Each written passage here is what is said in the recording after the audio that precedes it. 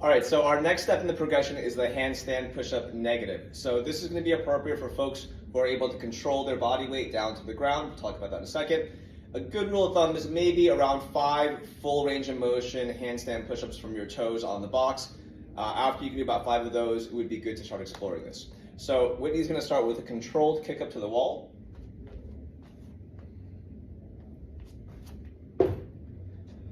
Couple of things to note: her legs are together, her body's got a nice straight line to it. Again, her hips aren't pushing towards the wall or overextended.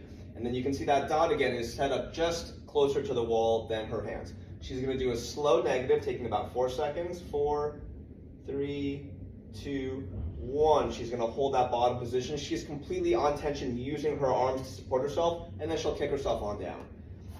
So the negative is all about control. I'm getting a nice tight start position. I'm controlling my descent as slowly as I can to the bottom, not crashing. And in that bottom position, you'll just be there for a moment, not as long as Whitney, but make sure you're keeping the weight in your hands. You have an active and stable neck position as well as your body.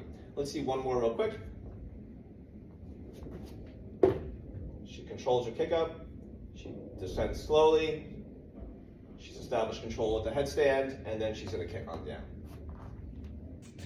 All right, so we're going to just talk about the midline control from the side. So we can see it here. Whitney's got a nice, straight, active midline, hollow body position here, right? So a common fault is people will kick up, and typically they're going to hyperextend the low back, right? You can see it there. Her shoulders and head are going to collapse towards the wall, and her hips get pushed away. So from here, let's go ahead and find neutral again.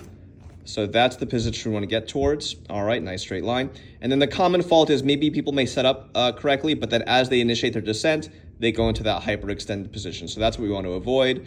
We want to think about keeping our midline nice and tight as we descend down. Okay, so we've talked about our box piked handstand push-up, our handstand push-up negative. If those things are both working well for us, then we can start to work on the full motion from the top to the bottom and right back up. So given that, what we would say is it's still a good idea to use these other movements to warm yourself up for the full thing. So for example, if I'm in class, I know I'm going to do handstand push-ups at the wall.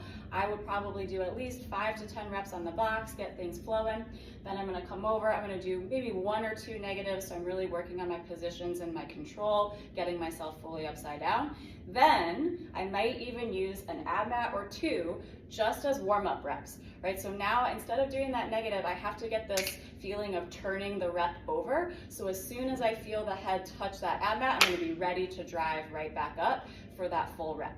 So we can use maybe 2 ab mats, maybe 1 ab mat, and then take ourselves down to the floor and we'll be warmed up and ready. So let's see David, he's going to show us a good rep to the ab mat, using enough control on the way down, but ready to drive right back up. Nice, and we can see, right, that his head and chest are coming through the plane of his arms like we talked about on the box. So he's lowering that head slightly forward and down, and then driving head and chest through, heels up to the ceiling. So let's say David's feeling good, he did a couple reps with the ab mat, then we can take that away and we can either go all the way to the floor, or again, we can use our dot like we did previously for our handstand push-up from the floor.